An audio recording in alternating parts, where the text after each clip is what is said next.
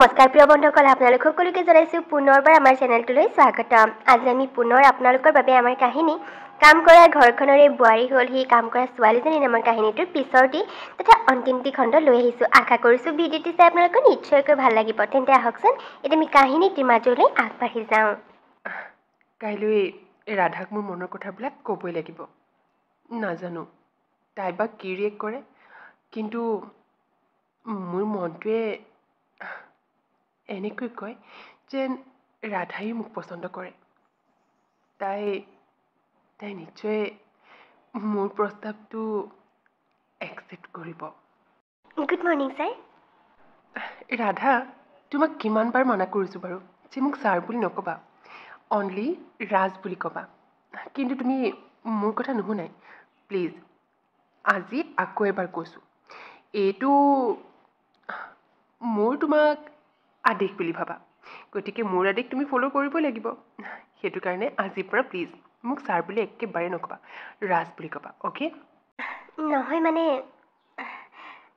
নাম কাঢ়ি মাতিবলৈ ভাল নালাগে যে।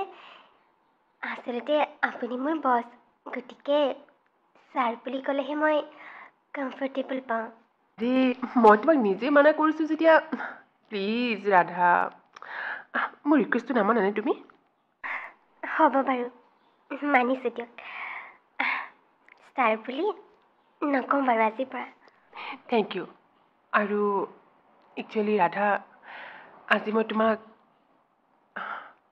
মোৰ মনৰ কথা এটা ক'ব বিচাৰিছোঁ। প্লিজ মোক ভুল নুবুজিবা আৰু খঙো নকৰিবা প্লিজ। কোৱাৰ আগতে কৈ লৈছোঁ তোমাক।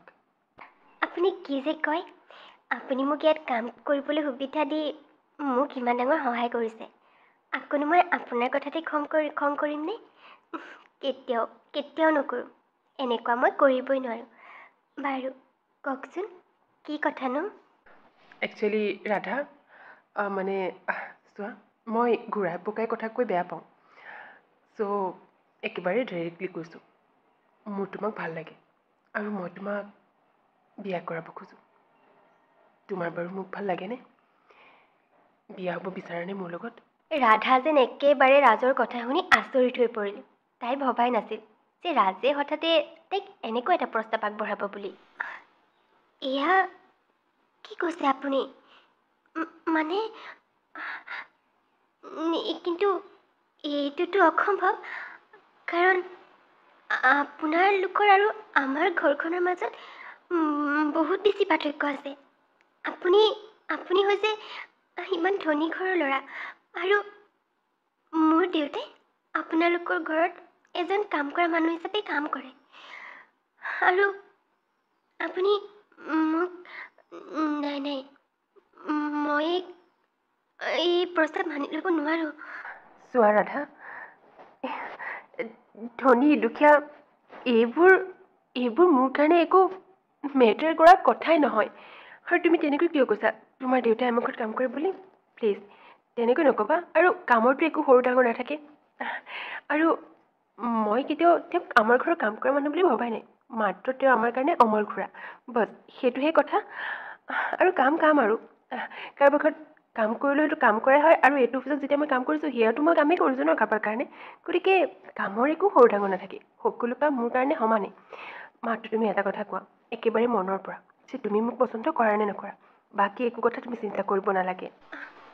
মানে পচন্দ মানে আপুনি ইমান ভাল, গতিকে মানে ভালটো লাগে আপোনাক, কিন্তু যদি তোমাৰ মোক ভাল লাগে তেনেহ'লে বাকী একো কথাৰে আৰু মোক একো প্ৰয়োজন নাই।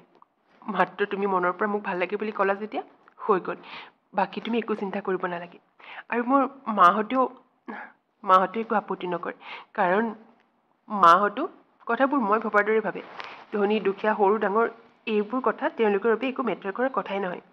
তুমি একো চিন্তা কৰিব নালাগে। দুদিনমানৰ পিছত মাহঁতক বৌহঁতক লৈ মই তোমালোকৰ ঘৰলৈ গৈ আছোঁ বিয়াৰ বাবে ছোৱালী খুজিবলৈ। ৰাজ আৰু ৰাধা যেন সেইদিনাখন খুব বেছি সুখী হৈছিল, কাৰণ ৰাধাইও ৰাজক পচন্দ কৰিছিল মনে মনে, আৰু ৰাজেতো ক'বই নালাগে। গতিকে ইজনে সিজনৰ আগত নিজৰ মনৰ কথাবিলাক প্ৰকাশ কৰি সেইদিনাখন খুবেই আনন্দ লাভ কৰিছিল। তেনেকৈয়ে সেইটো দিন পাৰ হ'ল। সন্ধিয়া যেতিয়া ৰাজ অফিচৰ পৰা ঘৰলৈ উভতি আহিল, তেতিয়া মাক তাৰ ৰুমলৈ আহিল। ৰাজ, তোৰ লগত মোৰ কথা এটা আছে। কথানো মা, কোৱাচোন। অৱশ্যে তোমাৰ লগতো মোৰ ডাঙৰ কথা এটা ক'বলৈ আছে, কিন্তু ফাৰ্ষ্টত তুমি কৈ লোৱা, তাৰপিছতে মই মোৰ কথাটো ক'ম। বাৰু, মোৰ কথাটো শুনি ল তেনেহ'লে। ৰাজ, আমি তোৰ বিয়াৰ কথা চিন্তা কৰিছোঁ, আৰু তোৰ বিয়াৰ বাবে বৌৰে ছোৱালী পচন্দ কৰিলেই।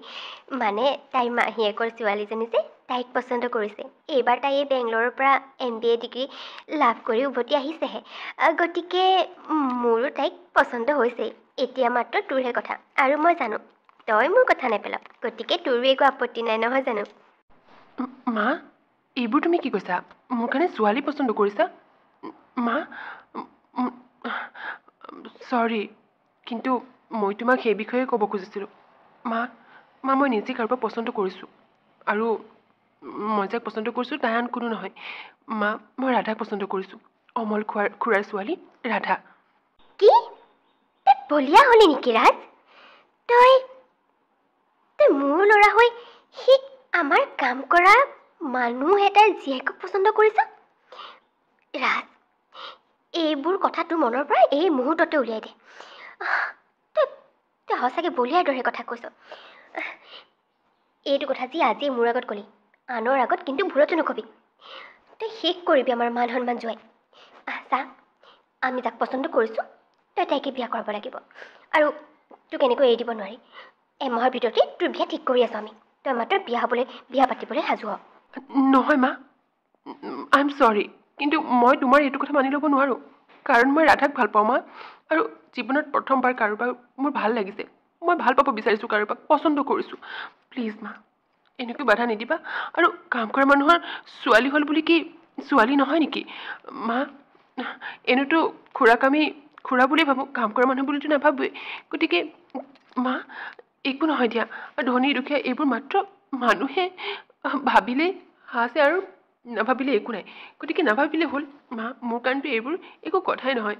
মা, তুমিও ধনী দুখীয়া এইবোৰ ধৰি নাথাকিবা মা, প্লিজ। নহ'ব, সেই অসম্ভৱ কথাটো মই কেতিয়াও সম্ভৱ হ'বলৈ নিদিওঁ। তোৰ কাৰণে এইবোৰ একো কথা নহ'ব পাৰে, কিন্তু মোৰ কাৰণে হয়। এইখন ঘৰৰ সন্মানত তোক মই এনেকৈ দাগ লগাবলৈ নিদিওঁ। মুঠতে মই জীয়াই থকালৈকে সেই আমাৰ কাম কৰা মানুহ এটাৰ ছোৱালীজনীক মই এইখন ঘৰৰ বোৱাৰী কেতিয়াও হ'বলৈ নিদিওঁ। গতিকে মই যাক পচন্দ কৰিছোঁ তই বিয়া কৰাবই লাগিব। আৰু এই অমলক এতিয়াই মই কামৰ পৰা উলিয়াব লাগিব। তাৰ জীয়েকে এই এসপ্তাহ কাম কৰিবলৈ আহি তোক কিবা কালা যাদু কৰিলে যেন পাইছোঁ। এতিয়া মই তাক কামৰ পৰা উলিয়াইহে এৰিম। মা, তুমি এনেকুৱা নকৰিবা প্লিজ। তুমি মোৰ কাৰণে এনেকৈ অমল খুৰাক শাস্তি নিদিবা। মা, কথাবোৰ বুজিবলৈ চেষ্টা কৰাচোন। মাকক ৰাজে বহুত বুজাইছিল, কিন্তু মাকে নুশুনিলে। গৈ চিধাই তেওঁলোকৰ কাম কৰা মানুহ অমলক কামৰ পৰা উলিয়াই দিলে। দুখ মনে তেওঁ গাঁৱৰ ঘৰলৈ উভতি গুচি গ'ল। কি হ'লনো মা, ইমান চিঞৰ বাখৰ আৰু এনেকৈ অমল খুৰাক কামৰ পৰা উলিয়াই দিলে যে আপুনি? তাৰপিছতে শাহুৱেকে ডাঙৰ বোৱাৰীয়েকক সকলোবিলাক কথা ক'লে। আচলতে কিহৰ কাৰণে অমল খুৰাক কামৰ পৰা উলিয়াই দিবলগীয়া হ'ল। কি? আমাৰ ৰাজে সেই অমল খুৰাই যিয়ে কাম কৰিবলৈ যে আহিছিল এসপ্তাহৰ কাৰণে, সেইজনীক পচন্দ কৰিছে? মা, তাৰমানে এসপ্তাহৰ কাৰণে যে কাম কৰিবলৈ আহিছিল, তেতিয়া চাগে গাঁৱৰ পৰা বুদ্ধি কৰি কিবা কালা যাদু কৰি আনিছিল জানা। কিহবাৰ লগত মিলাই চাগে খোৱালে আমাৰ ৰাজক। সেইটো কাৰণে অমল খুৰাই বুদ্ধি কৰিছিল নি বাৰু এসপ্তাহৰ কাৰণে গাঁৱলৈ যোৱা? শেষ কৰিলে আৰু দেই। কেনেবাকৈ যদি সেইজনী সঁচাকৈ এইখন ঘৰ বোৱাৰী হ'বলগীয়া হয়, মা, আমাৰ ষ্টেটাছটো ক'ত থাকিব বাৰু? সেইটো তাক কামৰ পৰা উলিয়ালোঁ যদিও মোৰ কিন্তু ভয় হৈছে। কেনেবাকৈ ৰাজে যদি আমাৰ কথা নুশুনি সেইজনীক পলুৱাই লৈ আনিবলৈ হয়, কি হ'ব বাৰু? কি মা, এনেকুৱা হ'বলৈ দিব নোৱাৰি। আৰু এইফালে মই মাহীক ৰাজৰ কথা ক'লোৱেই। মাহীহঁতে ভালেই পাইছে। এতিয়া যদি এইবোৰ কথা গম পাই কিমান লাজৰ কথা হ'ব বাৰু? আপোনাতকৈ বেছি মই লাজ পাম। নাক কাণ কাটা যাব মোৰ মাহীহঁতৰ আগত। গতিকে মা, কিবা এটা ষড়যন্ত্ৰ কৰি হ'লেও কিন্তু এই আমাৰ ৰাজক এইজনীৰ পৰা দূৰ কৰিবই লাগিব। তুমি মোক ৰাধাৰ পৰা দূৰ কৰিব নালাগিব মা। মই তোমালোকৰ সকলোবিলাক কথা শুনিছোঁ। তোমালোকৰ যে চিন্তাধাৰা ইমান তলৰ খাপৰ, মই সেয়া আজিহে বুজিব পাৰিছোঁ। তোমালোকে অমল খুৰাকটো কামৰ পৰা উলিয়াই দিলাই, আৰু এতিয়া তেওঁলোকৰ বিষয়ে, ৰাধাৰ বিষয়ে ইমান বেয়াকৈ আলোচনা কৰিব পাৰিছা। আৰু তোমালোকে কি কৈছা? ষড়যন্ত্ৰ কৰি হ'লেও ৰাধাৰ পৰা মোক দূৰ কৰি এৰিবা। মই সকলোবিলাক শুনি পাইছোঁ আৰু আৰু মোক কাৰো পৰা দূৰ কৰিব নালাগে। মই নিজে এইখন ঘৰৰ পৰা দূৰ হৈ যাব বিচাৰিছোঁ মা। তোমালোকৰ চিন্তাধাৰা ইমান তলৰ বুলি মই কেতিয়াও ভবা নাছিলোঁ আৰু গতিকে ইমান তললৈকে চিন্তা কৰিব পৰা মানুহবিলাকৰ লগত মই থাকিব নিবিচাৰোঁ।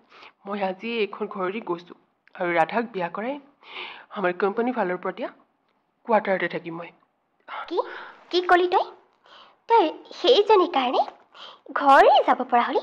ঠিক আছে, যা, যাব বিচাৰিছ যা। শুন কিন্তু কাণ খুলি, সঁচাকৈ যদি কেনেবাকৈ গৈ তই সেইজনীক বিয়া কৰাও নহয়, এইখন ঘৰটো আৰু তই কিন্তু কোনোদিন সোমাব নোৱাৰিবি। মাকৰ কথাত ৰাজে একো নামাতিলে। মাথো সি ঘৰৰ পৰা ওলাই গুচি গ'ল। গৈয়ে সি চিধাই ৰাধাহঁতৰ ঘৰ পালেগৈ আৰু ৰাধাক গৈ সকলোবোৰ কথা ক'লে। এইবোৰ তুমি কি কৰিলা ৰাজ? এনেকৈ ঘৰ এৰি আহে জানো মানুহ? দেউতাই আহি সকলোবিলাক কথা কৈছে আমাক, কিন্তু তুমি এইটো ভুল কৰিছা। আচলতে তোমালোকৰ মাহঁতো নিজৰ ঠাইত ঠিকে আছে। কোনেনো ইমান ধনী মানুহ এঘৰে এনেকৈ কাম কৰা মানুহ এজনৰ ছোৱালীক নিজৰ বোৱাৰী কৰিব বিচাৰিব? কোনেওতো নিবিচাৰিব। গতিকে তেওঁলোকো নিজৰ ঠাইত ঠিকে আছে। ৰাজ, মই এনেকৈ তোমাৰ লগত বিয়াত বহিব নোৱাৰোঁ।